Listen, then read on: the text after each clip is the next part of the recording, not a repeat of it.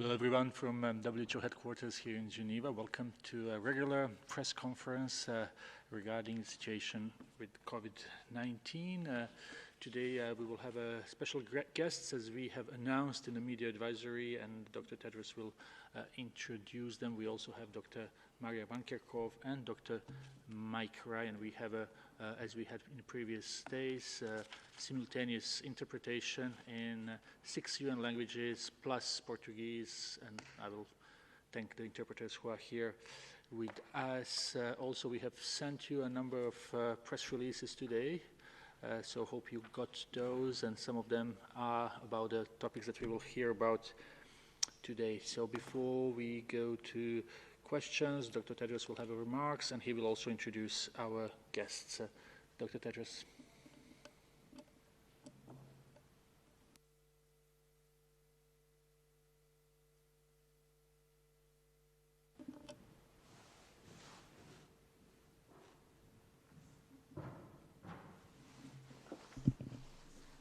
Thank you, Tariq.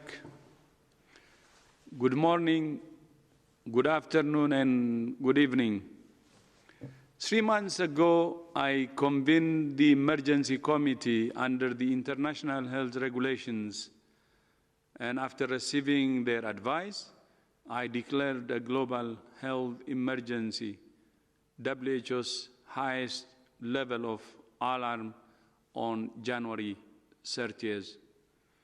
And yesterday, I reconvened the emergency committee to review the evolution of the pandemic and advise me accordingly. After 3 months, the committee consists of independent international experts representing all regions and full range of relevant expertise. I would like to thank the chair of the committee, Professor Didier Hussong, and all the committee members. Of course, the pandemic remains a public health emergency of international concern. The committee has made several recommendations for WHO and for countries.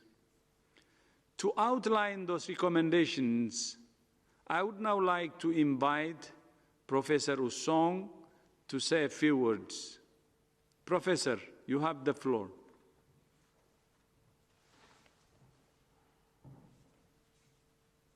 The international health regulations, the emergency committee met yesterday, 3 months after the declaration of a fake by the DG of WHO.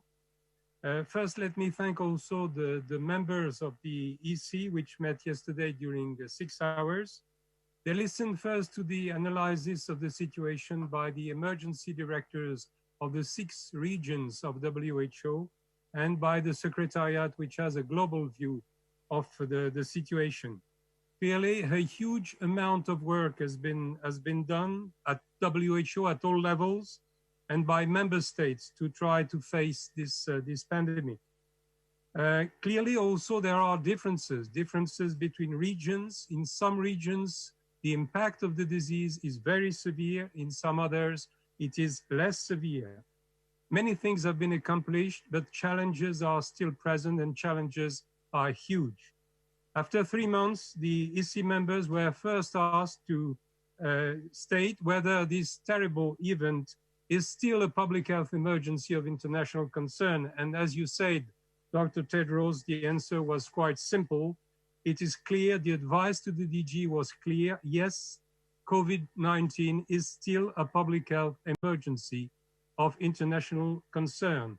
COVID-19 pandemic is not finished.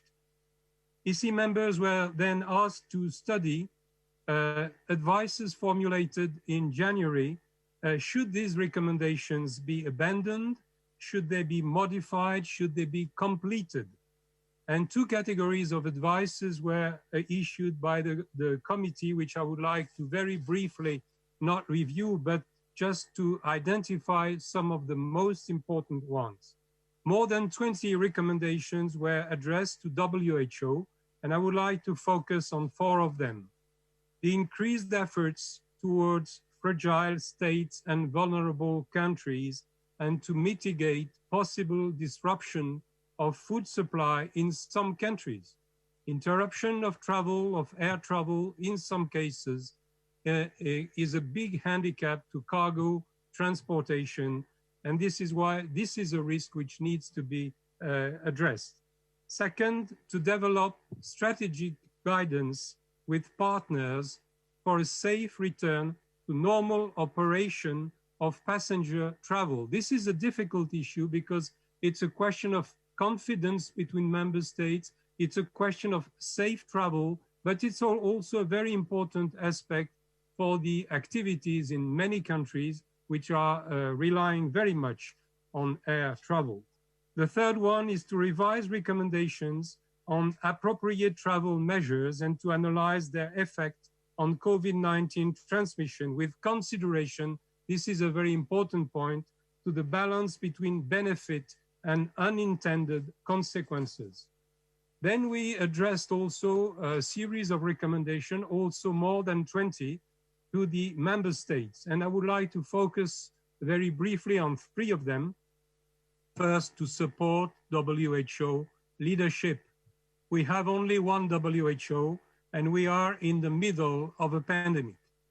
Second, to work with WHO and multi-sectoral partners to interrupt virus transmission using all the techniques and methods which can be used, considering, of course, the unintended consequences which can arise in some circumstances. And finally, I think it's very important to address the knowledge gaps with regard to research. We know too little about the transmission of the virus. We have at the moment nothing for prevention with vaccine, and we have at the moment no licensed therapeutics. This should change. Thank you very much.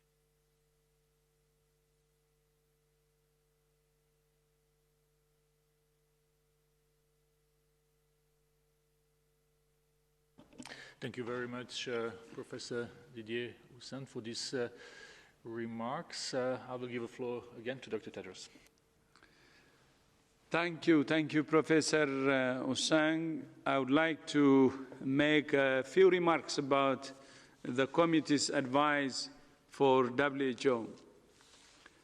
We appreciate the confidence and trust expressed by the committee in WHO to continue to lead and coordinate the global response to the pandemic in collaboration with countries and partners. We're committed to fulfilling that role and to accelerating our efforts. WHO will continue supporting all countries with technical and logistical support, especially those that need it most. We accept the committee's advice that WHO works to identify the animal source of the virus through international scientific and collaborative missions in collaboration with the World Organization for Animal Health and the Food and Agriculture Organization of the United Nations.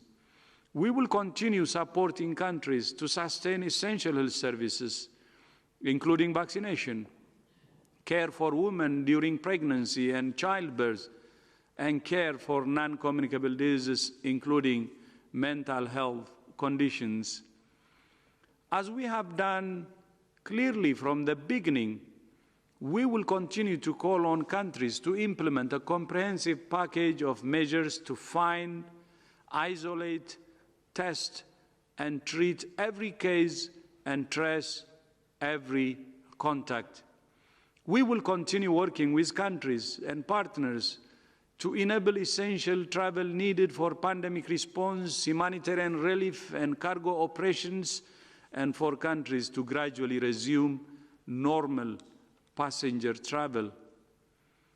As Professor Houssin explained, the committee has also made recommendations for countries, and we encourage countries to pay careful attention to that advice.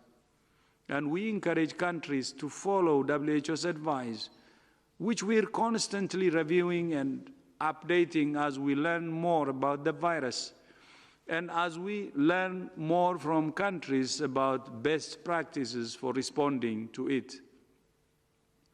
In accordance with the international health regulations, I will reconvene the emergency committee again in 90 days or sooner if needed.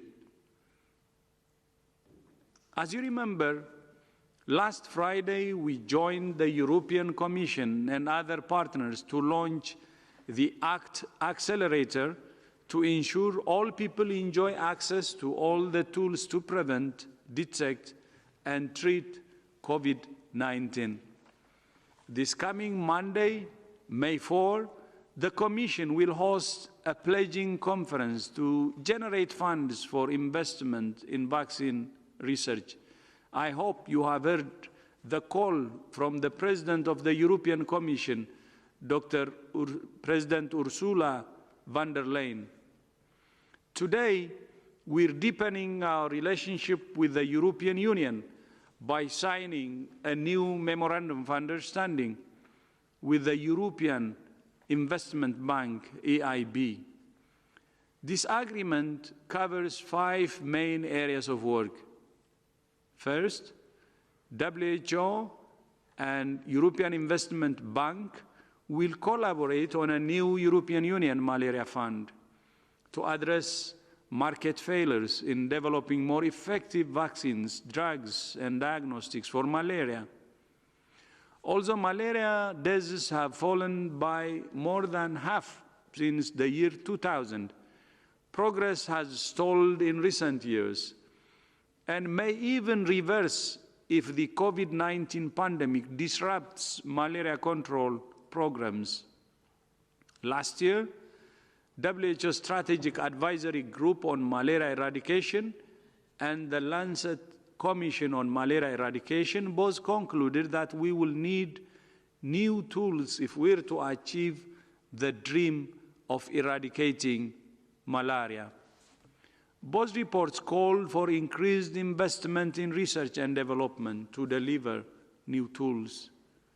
With WHO's technical expertise and the European Investment Bank's financial muscle, we're confident of accelerating the development of those new tools. Second, our 2 organizations will work together to foster the development of new innovative antibacterial treatments. Antibiotic resistance is one of the most urgent health challenges of our time. It threatens to unravel a century of medical progress and leave us defenseless against infections that were previously easily treated. Investment in antibiotic development has continued to decline. Some small antibiotic companies went bankrupt in 2019 because of the limited profitability of the new antibiotics. Very few new antibiotics are in the pipeline. Most of them offer little benefit over existing treatments, and very few target the most critical resistant bacteria. To address this challenge, WHO and the European Investment Bank are working on a fund to invest in the development of new antibiotics for priority pathogens. WHO and EIB now are in discussions with potential investors and other stakeholders on this initiative. Third, we will work together to strengthen primary health care and build resilient health systems.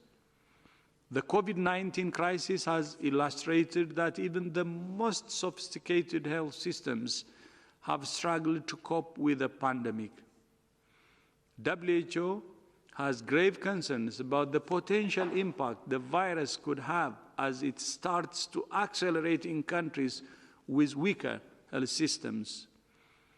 With the EIB, we will therefore work urgently to invest in health infrastructure and health workers in 10 countries in Africa and the Middle East to start with. Fourth, EIB and WHO are exploring how the European Investment Bank could support the COVID-19 supply chain system. to facilitate the distribution of diagnostics, personal protective equipment, and other medical supplies to countries that need them most. And fifth, we will work together to study market failures in other areas of public health, to examine how innovative financing could help overcome investment barriers and increase access to life-saving products and services. The EIB has rich experience in innovative financing. I learned from my friend Werner Hoye today that the EIB were pioneers of the so-called green bonds 30 years ago to generate funds for climate and environmental projects, billions of dollars. We look forward to seeing how that type of innovative financing could deliver real results for global health when WHO is advocating health for all. As you know, we have been saying all roads should lead to universal health coverage. And it's not actually more important than now ever during COVID pandemics to say exactly the same. All roads should lead to universal health coverage, health for all. WHO is deeply grateful to the European Investment Bank for its support and collaboration. I would now like to invite the President of the European Investment Bank, Mr. Werner Hoye, to say a few words. Vielen Dank, my friend, and you have the floor.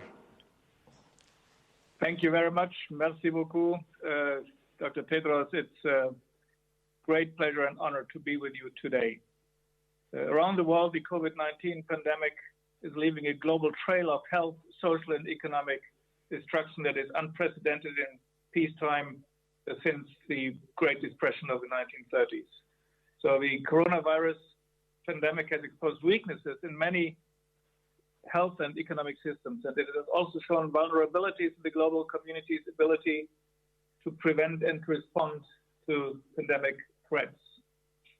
Facing such a global challenge, the response needs to be coordinated, it needs to be bold, it needs to be quick, and it needs to be reactive to a changing environment. I would like to thank WHO and Dr. Tedros in particular for their leadership and for their tireless efforts. As the EU Bank, we are fully committed to strengthening the European Union's global response. And as the largest multilateral investment bank in the world by assets, we believe that we have a responsibility to act and can play an important role in the global response. Cooperation with WHO is formalized today with the signature of this agreement. But our teams have been working on the ground together and learning from each other, implementing health projects for some time now. Indeed, in recent years, the EU Bank has provided more than $2.3 billion annually for healthcare and life science investments across Europe and the world. Since the pandemic was declared, the European Investment Bank has transformed its support for health and business investment to help tackle new challenges. European heads of state and government have recently called on the EIB to support 200 billion of new financing for the European economy as part of the joint EU response. Outside the European Union, we have committed to provide 1/3 of the EU response, that is 5.2 billion for COVID-19 related health and business investment needs following discussions with partners across 100 countries. On Monday afternoon, Dr. Tedros already mentioned it, we will together participate in the pledging conference bringing together the European Union, G20 and UN partners to step up research, investment in vaccine research. As part of the pledging conference, I will outline how the EIB is currently assessing more than 20 vaccine development, diagnostic and treatment projects, which could provide up to 700 million euros of new investment. So, ladies and gentlemen, my colleagues and I are pleased that today the EIB can step up our long-standing cooperation with the World Health Organization at this time of need. and it fits perfectly into our cooperation with the United Nations organization in general and its sub-organizations. Our new partnership combines the WHO's unparalleled global health expertise and the EIB's financial strength and creativity.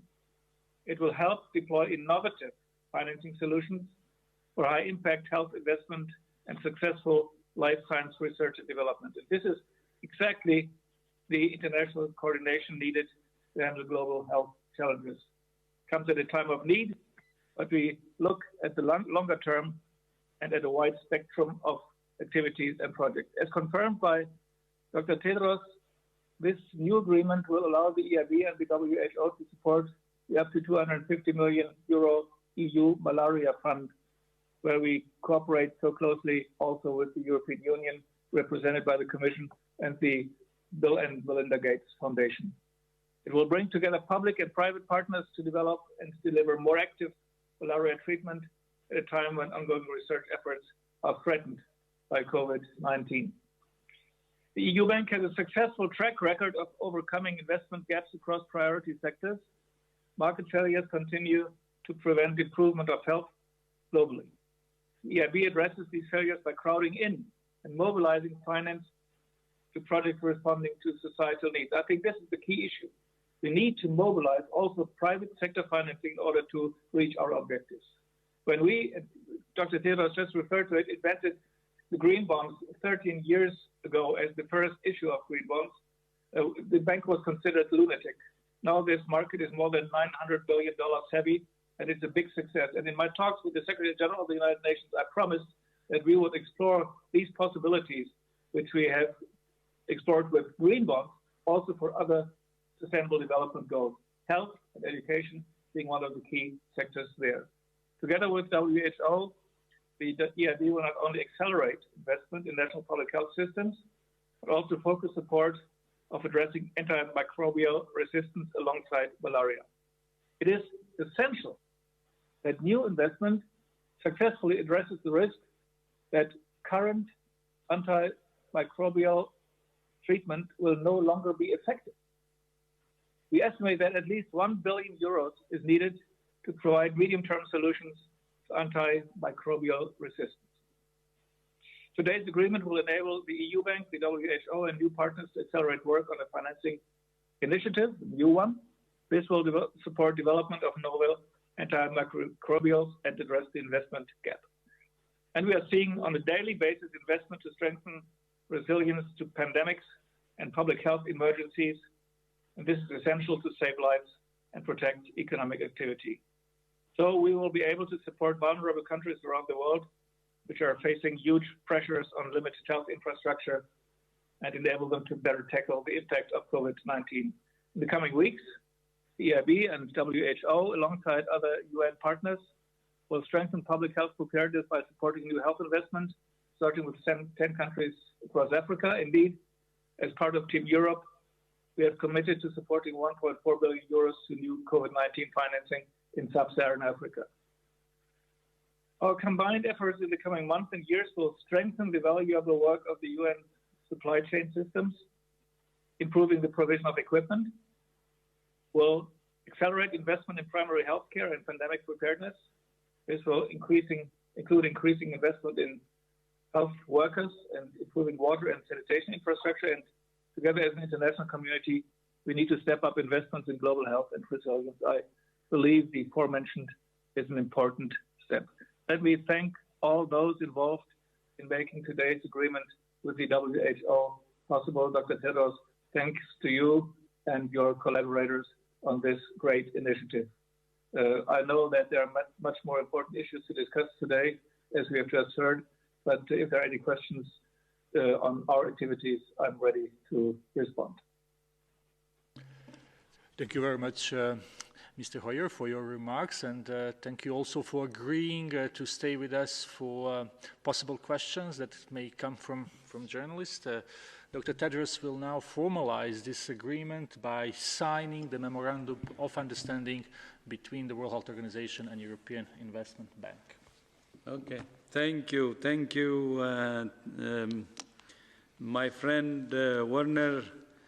and I have the MOU with me. So Mr. Hoyer had already signed, so it's an honor for me to sign.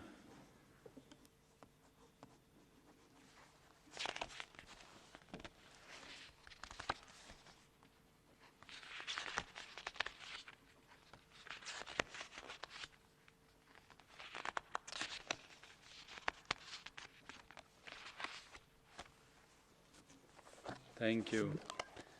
So that's it, signed, and thank you so much to the European Investment Bank for its support, and especially to my friend, Mr. Werner Foye. Thank you so much. Together, we will find... Thank you so much. Thank you, thank you. Vielen We'll Dank. get it done. And now we will open the floor for questions from journalists. I will remind everyone to be very short and have only one question if possible, as we have simultaneous interpretation in 6 UN languages: Russian, English, French, Spanish, Arabic, Chinese, and also Portuguese. Journalists may ask questions in the language they prefer. So we will open the floor, and we will start with Sarah Wheaton from Politico. Sarah, if you can just indicate for whom your question is. Yes, this is Sarah Wheaton with Politico Europe. My question is for Mr. Hoyer. Thank you very much for participating. My question is, we are talking about the event on Monday that is focused on equitable access. Likewise, the event last week was focused on equitable access. The EIB is currently in negotiations with CureVac right now about the terms of the equity investment that the board approved. And so I'm wondering what, if any, requirements the EIB will insist on as far as terms to ensure equal access for CureVac's vaccine if it does turn out to be successful. Will you insist on things like making the IP available, things like making sure the price is accessible? And I did also just want to clarify, the money for health systems in sub-Saharan Africa, is that in the form of a loan that will need to be paid back, or is that a different type of financing? Thank you. On the latter question, to be quite blunt, EIB is a bank, and the statutes of the bank exclude the granting of subsidies. So indeed, it's a loan. But the big advantage of this institution, of this EU bank, is as a treaty-based institution of the European Union, we can cooperate closely with the European Union, represented by the Commission, and combine grants given by the European Union with loans given by us. We call this blending. And I think it is key to see that the business model of the bank always consists of combining lending, which is the normal activity for a bank.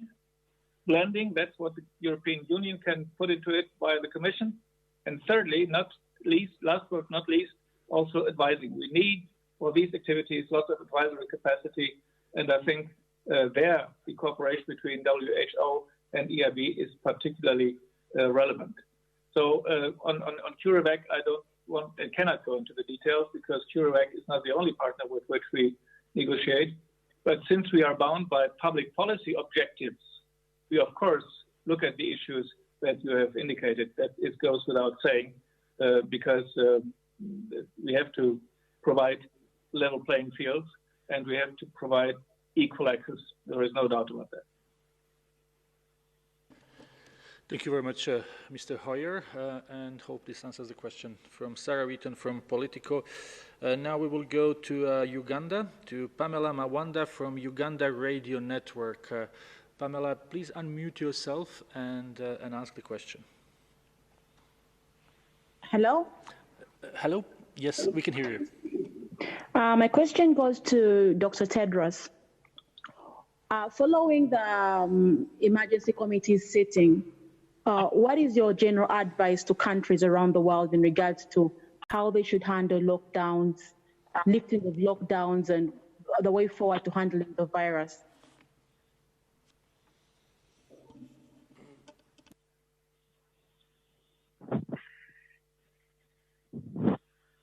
Sorry.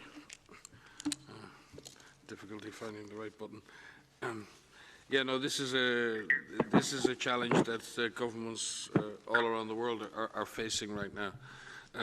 And as you know, governments have implemented different forms of public health and social measures, which many people know as lockdowns. So it's very difficult to give specific advice at a global level that is relevant to any individual country. What we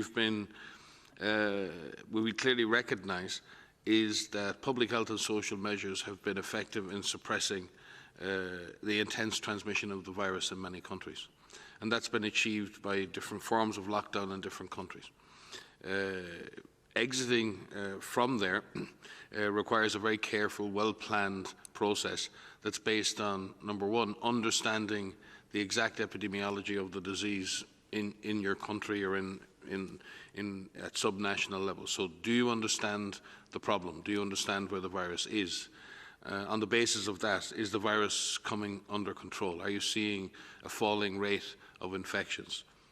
Do you have in place public health surveillance measures to identify, test, trace and isolate?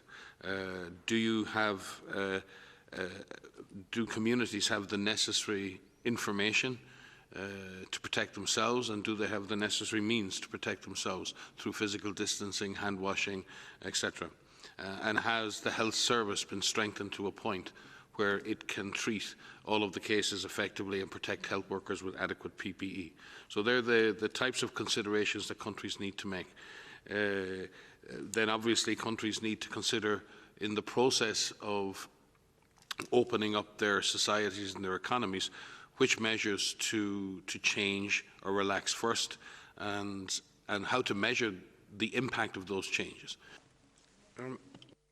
Sorry, maybe I can just clarify that the Emergency Committee does not make such a declaration. It offers advice to the Director General on making such a declaration.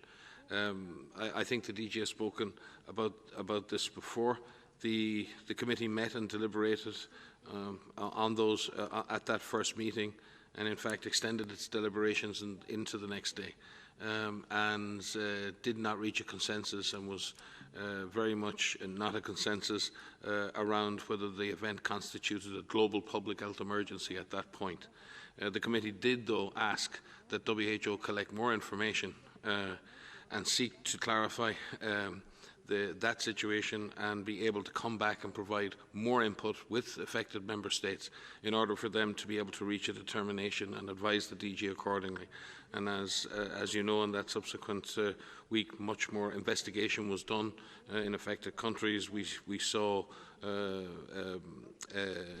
also a mission to China led by the Director General himself, and immediately on return from China, he convened the committee again, and we presented, as well as countries presented, further data to the committee, and at that point the committee assessed that a global public health emergency existed and advised the DG accordingly, and he subsequently declared that same day.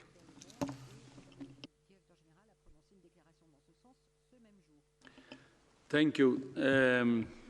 That's a very important question, so I would like to add to what Mike said. As Mike said, on the meetings of the emergency committee, the last meeting was on January 22, and then followed by January 23. And in both days, they have discussed about whether to declare emergency or not. But they were divided.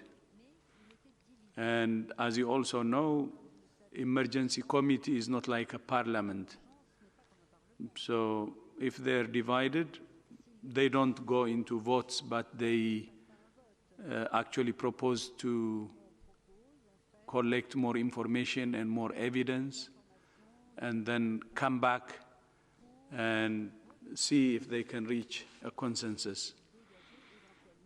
And a committee that advises science and evidence-based organization should make sure that the right information and evidence is collected to reach a consensus on the recommendations they make to WHO or to me as DG. So that's why during their meetings on January 22 and 23, since they were divided because of lack of information, they had proposed to me to meet again after a few days to collect information, and they didn't recommend global emergency on January 23. Then after a few days, they got information and evidence, and they came back. I reconvened again on January 30, and they were then very confident because of the information they collected. And when they decided the global emergency on January 30, they had a consensus to recommend that to me. And this was based on science and evidence. And during that time, on January 30th, the number of cases we had outside China were only 82 cases, and there was no death. So, meaning, I repeat again, the world had enough time to intervene. And I can say it again, me and my colleagues believe that, and the emergency committee, this public health emergency, the global emergency on January 30, was actually declared in a timely fashion that allows enough time for the rest of the world to respond, because we only had 82 cases and no deaths. I repeat, 82 cases and no deaths. To declare global emergency in that situation, I think it says it all. It says it all. And anything between 22 and 30th January was to collect information. And then the other thing I would like to say is, even between 22 January or 23 January and 30th January, we didn't waste any time. We didn't want to waste any time. And as Mike said, we had to move immediately, travel to Beijing immediately to discuss with the leadership and to see for ourselves the situation in China. I remember then people telling us, advising us not to travel to China because this virus is new, you don't know how it behaves, you're putting your life at risk.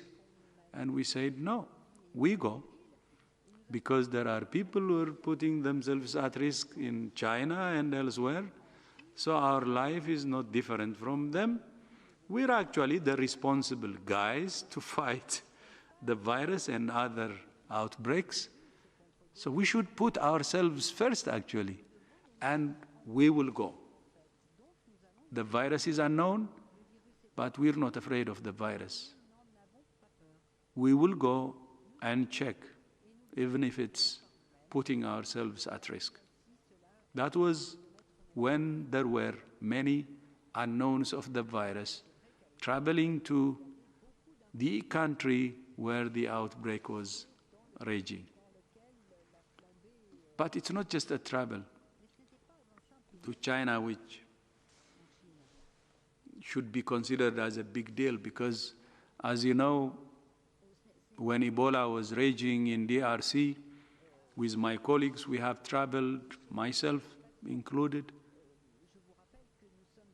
in 1 year, 14 times. It's almost once a month, because we need to be on the ground to see for ourselves. And that's what we did within the two meetings between 23 January and 30th January. No time was wasted to see for ourselves, even exposing ourselves to a virus which we don't know how it behaves. And that's what we do, not only for Corona, but Ebola. and Ebola in DRC, not just exposing ourselves to Ebola 14 times, but exposing ourselves to the bullets in eastern DRC, because there is a security problem in eastern DRC, in North Kivu. But that's WHO's job. That's why we say we're proud to be WHO, because we always put our lives on the line to save lives. And that's why I'm proud to be WHO and to join all my colleagues, because they put their lives on the line every single day. We lost people in DRC. They gave their lives while saving others. And even recently, we lost our colleague in Myanmar collecting a sample for COVID, and he was killed. So that was what we did within the 5 days we had.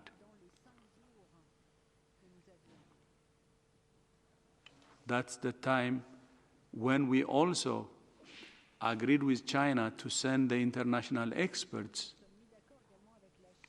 to go and assist China to check for themselves, which was a groundbreaking negotiation and agreement that China agreed. And the experts were from many countries like Japan, South Korea, the United States, Singapore, Russia, Nigeria, and others. They opened up to work with international experts. And that's what we did between 23 January and 30th January. And I repeat, the 30th January was a timely declaration of the highest level of global emergency based on the International Health Regulation, which is WHO's mandate. Thank you very much. If maybe Professor Houssin would like to add something to this, the chair of the Emergency Committee. I think that Dr. Tedros explained very clearly the situation and the situation in which the Emergency Committee was on the 22nd and 23rd. That is, on the 22nd and 23rd, there were 4 cases abroad, of course, with no death. And of course, in French, we call it lucidité a posteriori. Lucidité a posteriori is an easy task, but it's more difficult to look forward and to anticipate what will happen exactly. So I think that, as said Dr. Tedros, the declaration of a fake was taken at the right time. You remember that sometimes WHO is accused of being too early, like in 2009 for H1N1, too late, like for Ebola. I think in this case, WHO decided in a timely manner. Thank you. Thank you very much, Professor Houssin, the chair of the Emergency Committee Group of Independent Experts.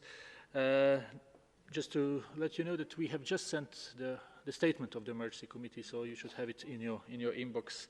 We will go to the next question. That's Gabriela Sotomayor from Mexican News Agency. Gabriela.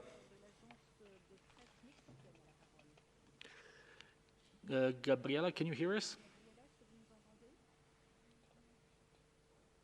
You need to Hola, hola. Hola. ¿Me escuchan?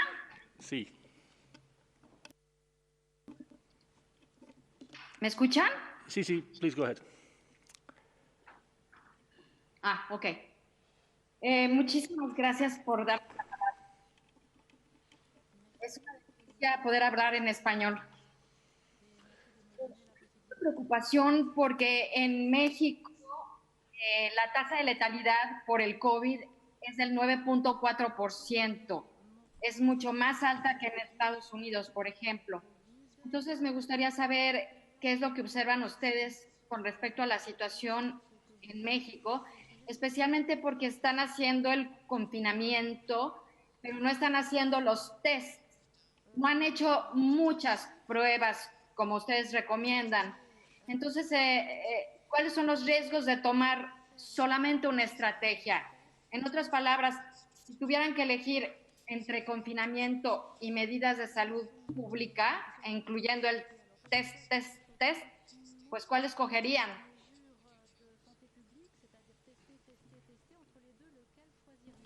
So I can start, and perhaps Mike or DG would like to supplement. So you had a couple questions in there. The first one about mortality. I think we've spent a little bit of time of trying to describe the difficulties in estimating mortality as events unfold. There's quite some variation in mortality by country if you actually look at how many, if it's defined as how many deaths are reported among the cases that are reported. And there's challenges with that. One is depending on the testing strategy and how much testing is being done, you may be missing cases that are on the more mild end of the spectrum, and so that's important to understand. In terms of mortality and capturing deaths, many countries right now are struggling to capture the deaths that are occurring from COVID-19. There's a very good example across Europe through the EuroMOMO project, which is capturing excess mortality in many countries across Europe. And excess mortality right now is very high. And so I think it will take some time for us to really understand which deaths are due to COVID-19 directly in terms of the infection causing that death, and which of the deaths are associated with COVID-19, either because someone has died because they didn't get care for some other reason. And I think it's going to take some time. So we have to be careful when we compare mortality from Mexico versus mortality from the United States versus mortality even within a country. And so there are some challenges there. Your other question about whether we do testing or whether we do public health measures, that's not the right question, unfortunately. It has to be all of these measures together. It has to be. Testing alone does not work. Contact tracing alone does not work. Lockdowns alone do not work. It has to be part of a comprehensive strategy. Testing needs to be strategic. It can't be testing every single person in the population. It's just not feasible. It's just not possible. We have tried to be very clear in our testing strategy and prioritizing your tests for suspect cases, testing suspect cases and contacts who develop symptoms. That's the priority. In situations where testing may become challenging because the tests aren't available or the reagents aren't available or the swabs are not available, then you need to be more strategic, even more strategic, and maybe focus on those individuals who may develop severe disease and require care. Maybe focusing on more intensively on healthcare workers. And so it's a much long-winded answer because it's complicated. It depends on the situation that you're in. But it has to be a series of measures that are put in place. It cannot be one situation, one measure alone. The DG has said not testing alone, not contact tracing alone, not isolation alone, not quarantine alone, not lockdown alone, all of these measures. Physical distancing is important. Hand hygiene is important. Respiratory etiquette is always important. So it's all of these measures that need to be considered when either intensifying them or lifting them. Just supplement very quickly, and from the perspective of the situation in Mexico, there have been 16,752 cases in Mexico as of yesterday, with 1,569 deaths. But the number of cases is up 76% by week on week, and up 80. The number of deaths is up 83%. So there's no question that in the case of Mexico, this is still a very active epidemic in Mexico. I don't have at hand, obviously, the subnational data, so I won't speak to the different patterns that may be occurring at the state level.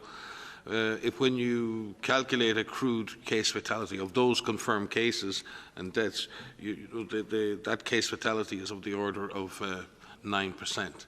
And that can mean a number of things, but what it usually means at this stage in an epidemic is that there's under-detection of the milder cases. That's what we see in many situations, a higher case fatality, and then as you test more people and you detect more mild cases, that proportion drops over time.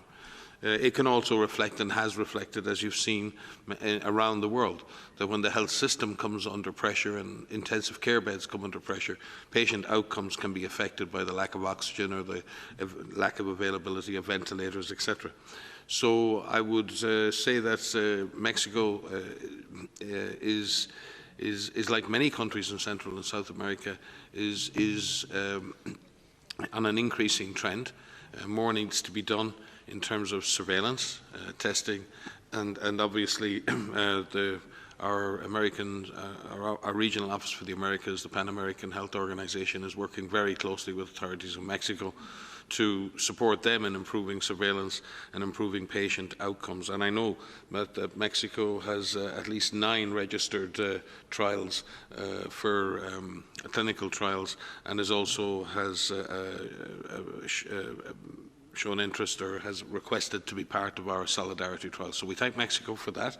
We thank Mexico for its openness and data sharing, and we will do all that we can at WHO and at PAHO to support their response, because right now the situation in Mexico is still evolving, still developing, and obviously more needs to be done to bring the disease under control. Thank you very much, Dr. Banker-Corbin. Dr. Ryan, next question is coming from Malaysia. Randy. Randy, can you hear us? You would need to unmute yourself. Oh, sorry. Yeah, I can hear you now. Yeah. Yes. Thank you for taking my question. I'm Randy from The Telegraph. My question goes to the WHO in Geneva. So I'd like to ask you a question with regard to the spread of the virus in prisons and mental health institutions in Indonesia, the Philippines, and basically the rest of Southeast Asia.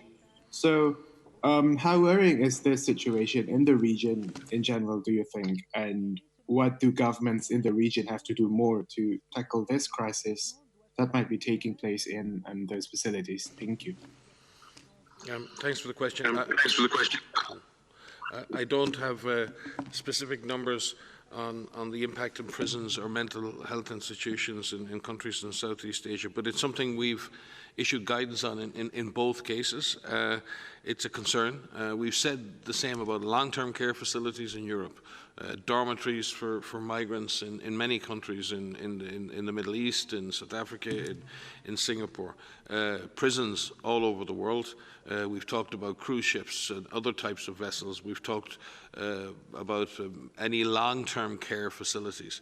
And the reason why we've spoken and we've been so concerned about these facilities for 2 reasons. One is that if a disease gets into a closed community, the disease can spread very quickly. In fact, one of the most successful programs for doing sentinel surveillance for influenza over the last 30 or 40 years was using boarding schools to check for the disease, because once influenza arrived in a boarding school, it spread like wildfire. So you could pick up a signal of the arrival of influenza in a country by these groupings of people who amplified the disease. They almost became like amplifiers. So anywhere where people come together, a respiratory illness will spread quickly. That's always a difficulty and a problem. If it's a young, healthy community that are infected, then obviously the impact on them may be less, but at the same time could be significant. When that disease gets into an institution or a facility in which there are many vulnerable people, be it people with underlying conditions, older populations, then the impact of the disease, not just the transmission, is great. And I've said this before at these press sessions. It doesn't matter if you're in prison, it doesn't matter what your crime is. All citizens and all people in society deserve to be protected under the law, and as such there are responsibilities for all those who manage facilities to, number one, try and shield those facilities from disease getting in, having the necessary measures in place to reduce the chance that disease will spread, and that means having the capacity to detect very quickly. And I think one of the things in an institution that needs to be done really, really quickly is the first signal, the very first signal that something is wrong. You need to react very quickly. You need to be able to remove any individual that's suspected of being a case very quickly from that grouping, and you need to test, because a spark in a situation like that turns into a fire very, very quickly. Now, implementing those types of measures, hygiene measures, surveillance measures, and physical distancing measures, is a very constrained. It's a very constrained issue because prisons have a limited size. Some countries have dealt with that by releasing prisoners for non-violent crimes or prisoners towards the end of their sentences. That can be done. Authorities in Singapore are working very hard to improve hygiene and physical distancing in the migrant dormitories there. It's much more complex in certain other situations. People very often in mental health institutions have significant other needs, and they need to have that care and support. So you can't just leave people without that support. I think not only are there significant mental health implications of the pandemic itself on individuals, but there are people who have significant mental health problems who need constant support, and it's a very complex issue. How do you reduce the chances of infection in these facilities while still being able to deliver adequate care? But it also speaks, I think, in the long run to the whole concept of large-scale institutionalization of people with mental health difficulties. I think we need to find more sustainable solutions for dealing with those in our society who suffer mental health illness, and large mental health institutions in which people are sometimes abandoned is not necessarily, not only from an epidemic point of view, not a good societal solution for dealing with those in our society who are unfortunate enough to deal with long-term mental health issues. Thank you very much, Dr. Ryan. Next question is from Swiss News, Laurent Sierra. Laurent, please, if you hear us, go ahead.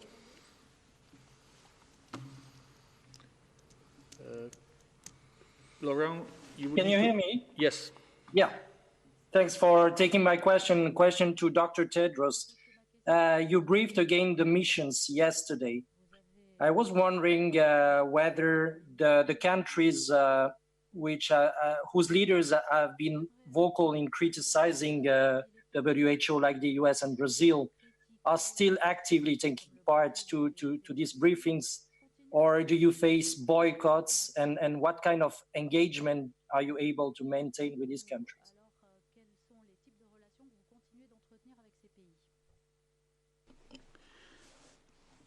Yeah, thank you. Thank you for that question. We are actually in constant contact, and we work together. Thank you. Thank you very much. Let's try to go to Morocco now, and it's Morocco World News, and we have a Kristen Janaris. Kristen, can you hear us? Yes, I can. Mm-hmm. Yes, we can hear you too. Please go ahead. Great. Thank you so much for taking my question. My question is regarding the WHO and EIB support for, you had mentioned 10 African countries. I'm curious as to which countries will be supported by this partnership and what the selection criteria is for them.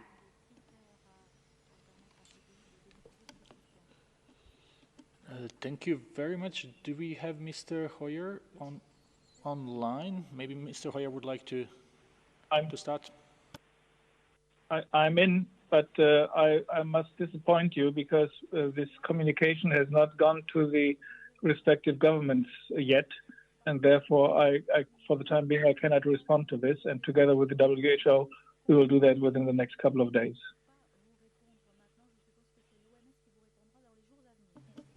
Okay, thank you very much, Mr.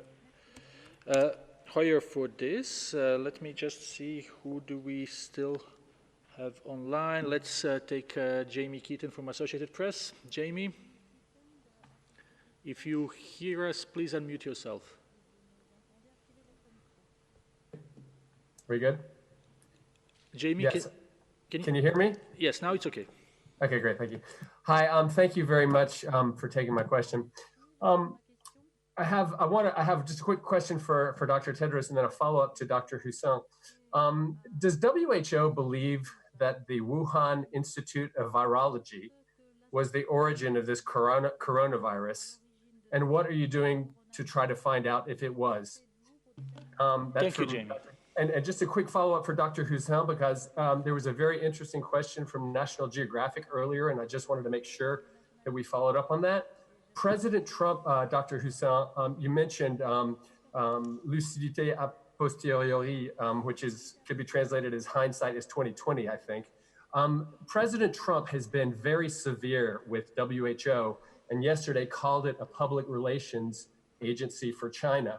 How much should the emergency committee also be taking some of the heat from President Trump for not having stepped up earlier? And can you tell us which of your members spoke out against declaring a fake on 22nd, 23rd of January? Thank you. Thank you, Jamie. We said one question per journalist. Thank you. I was a follow-up.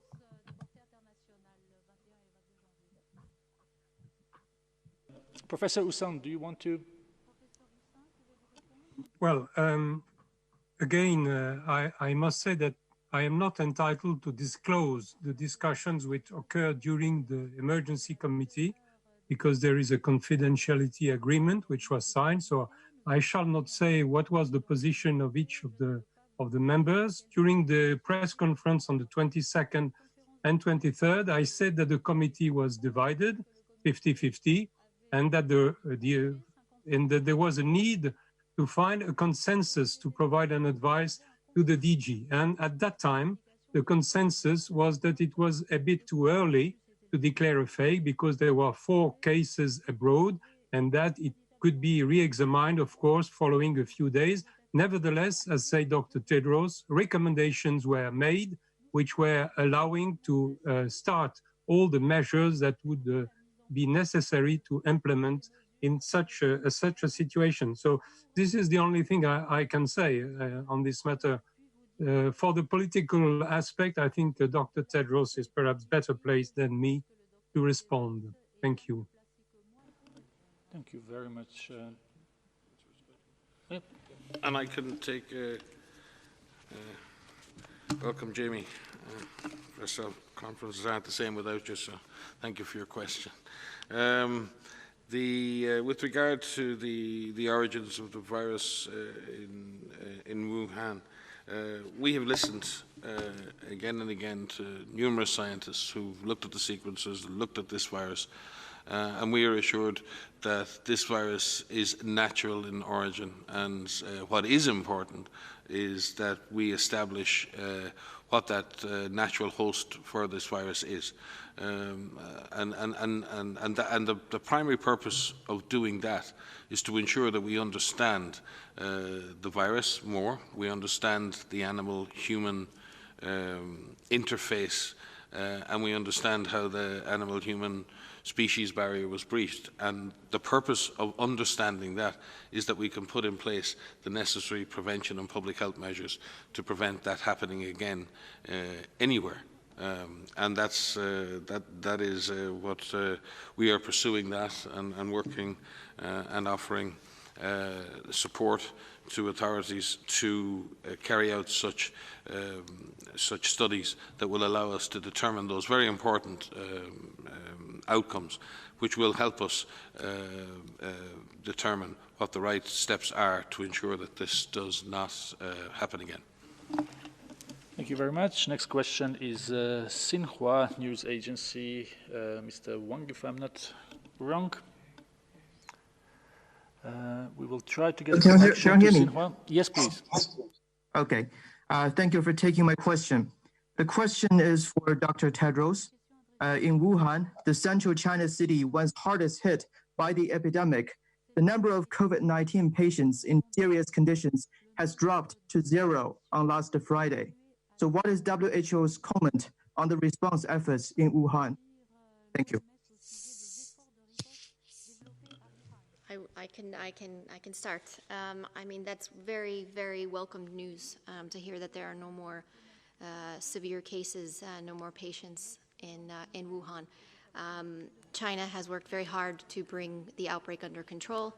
I was there for 2 weeks and working directly with ministry officials and officials from all different sectors, from hospitals, through communities, to really see what was put in place to bring those numbers down. And we have learned, the world has learned from China, as it has from all countries that are dealing with COVID-19. And it is welcomed news to hear that there are no severe cases in Wuhan. That city really has had the hardest hit early on. There are a number of cities that are dealing with this now, and we need to continue to learn from Wuhan and how they are lifting those measures, how they are bringing society back to normal, or a new normal in terms of how we are going to live with this virus going forward. But we welcome all actions by all countries that are putting in place measures to suppress transmission, to identify patients early so that those early patients don't progress to severe disease. We welcome the innovation and the treatments that are in clinical trials right now that are looking so hard to find treatments to prevent people from dying from COVID-19. We welcome all, and we thank the healthcare workers who have put themselves on the front lines to care for patients, to be away from their own families to care for patients, to prevent those individuals who are infected with COVID-19 from dying. So nothing but admiration and thanks for the tireless efforts of the people of Wuhan, not just the healthcare workers, but the individuals who stayed in their homes, who adhered to the public health measures for extended periods of time. We take our hats off to you, and we thank you for your commitment and your service, and for sharing with us and the world what you've been able to do. So congratulations to Wuhan on this achievement. And we know that you will remain vigilant to find any additional cases that come, because this is far from over. And we know that, and everyone stands at alert to find cases as quickly as possible. Thank you very much. We have time for one or two more questions, so we will try to go to Spain now. Cristina Masdiaria. Cristina, can you hear us? Hello, we are trying to get Cristina from Spain. Yes. Yes. Yes, hello, can you hear me? Yes, we can. Thank you for answering my question. I would like to ask Dr. Maria Van Kerkhove if she could understand where are we now in the evolution of the pandemic. If you can help us to have a portrait of the current situation in a world level. Thank you very much. So thank you for the question. That's a difficult question in terms of where we are in this evolution. So we are clearly many countries are in the difficult time right now in terms of dealing with this outbreak. Countries across Asia have had their first wave of infection, and many have been able to suppress the virus, have been able to bring the virus under control. We are seeing some countries which have seen a resurgence, namely in outbreaks and clusters of cases, either in expat dormitories or in major cities. And so we're learning from Asia. In Europe, we're seeing a stabilization in many countries. We're seeing a decline in others. And so that is welcomed news, but many countries have imposed very strict public health and social measures, or so-called lockdown measures, and are looking to ease those. So we cautiously need to see how, with the lifting of those measures, how that will impact the virus in terms of its ability to transmit further.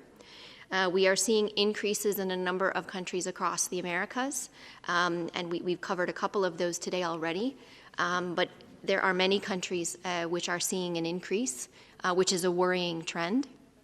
We're seeing a number of countries in the Eastern Mediterranean region see a stabilization and a decline in their cases. And again, this is welcome news in terms of their ability to suppress this virus. But again, they have also imposed strict public health and social measures. So we need to watch with caution as those increase. And the situation in Africa, there are a number of countries that are still seeing low numbers of cases. And there are opportunities in Africa, in many countries across Africa, to be able to prevent the ability of this virus to take off. Again, it's a complex picture across the globe of where we are.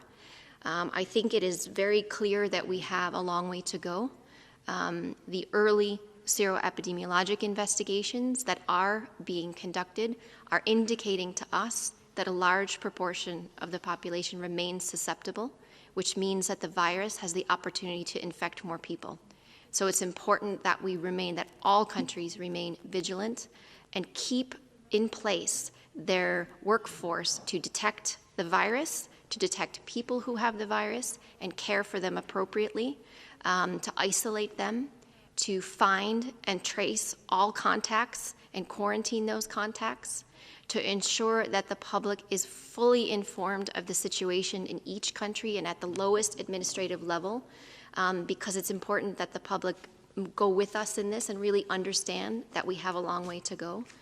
And so we do see encouraging trends, and I think we need to celebrate those successes, but we need to remain humble and we need to remain vigilant, because this virus likes to find the cracks, and it will exploit those cracks and find every opportunity to take off if it can. So we must do everything that we can to prevent that from happening. Can I just supplement? Marie's given an excellent overview.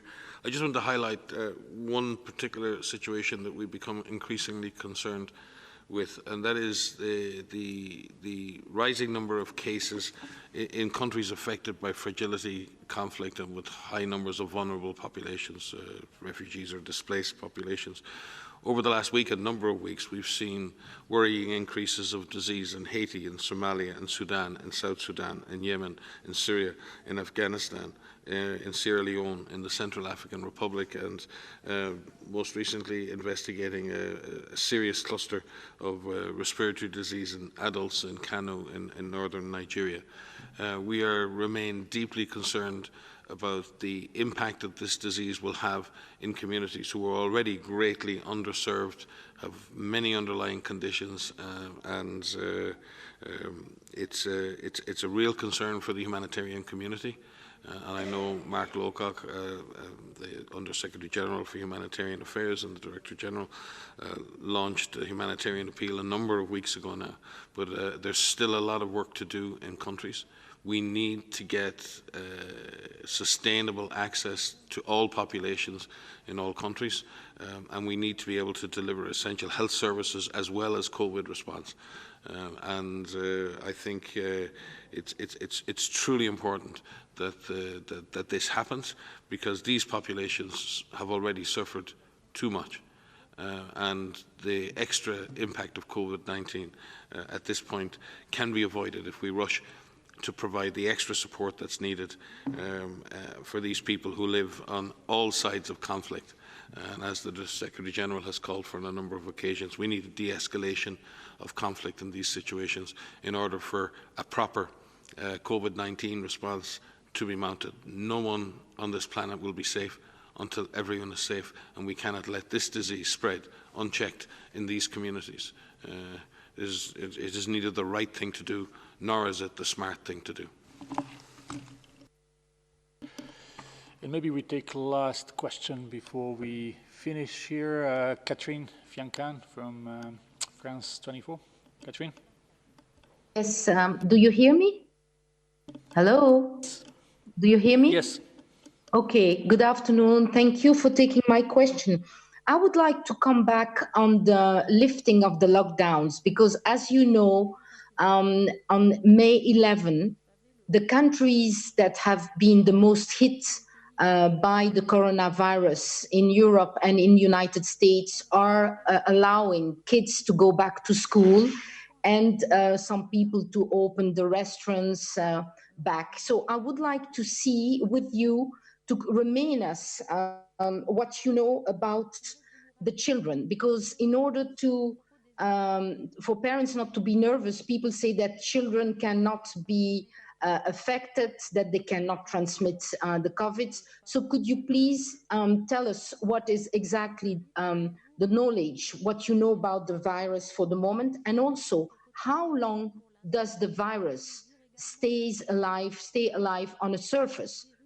Do you have an idea? Do you have a precise idea for the moment? Thank you so much to you.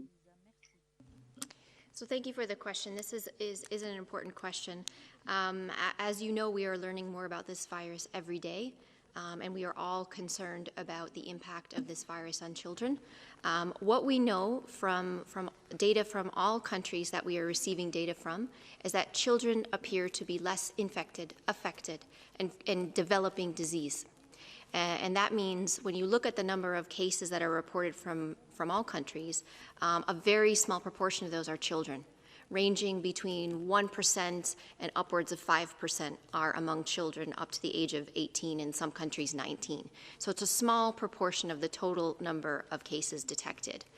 Among those children who are identified as having COVID-19, the vast majority of them develop mild disease and recover. And that is very important. We are trying to understand why that is, and there are studies that are underway to better help us understand that. There are some children, some who have had underlying conditions, others who have not, who have developed severe disease, who have had critical disease, and some children have died. So we cannot say universally that it's a mild disease in children. But the vast majority of children who have been identified as having COVID-19 have mild disease.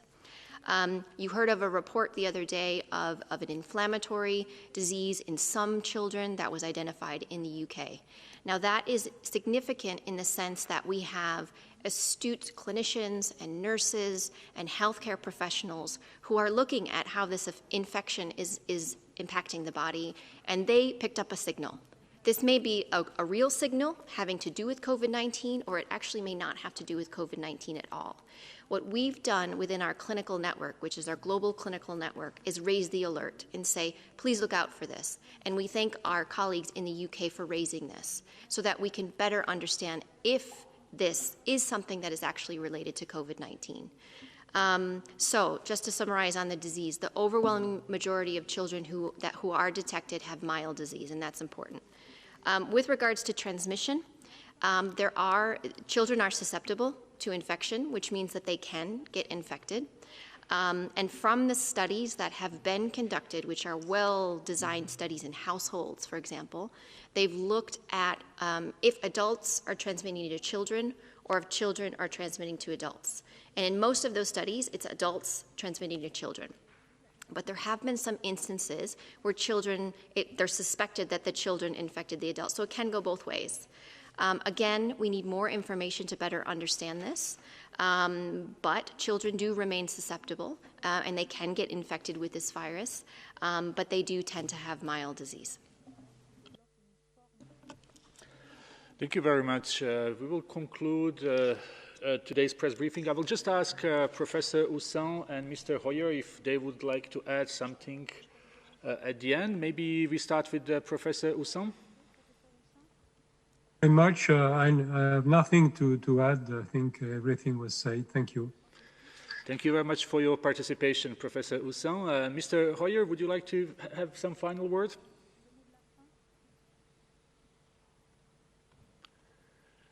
That we are going to start. We didn't hear you. Can you just repeat, please? You were on mute.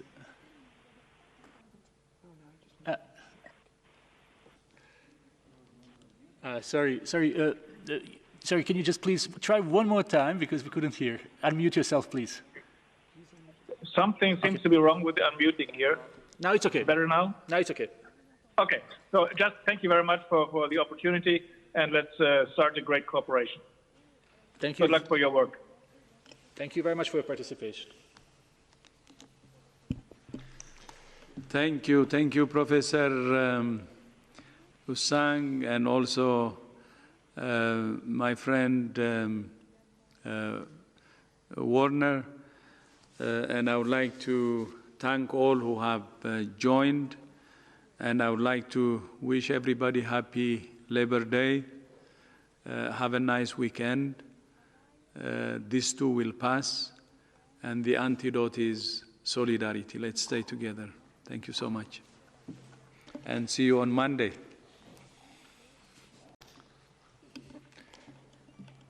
And we will have an audio file available very shortly and transcript hopefully tomorrow. Have a nice weekend and happy Labor Day.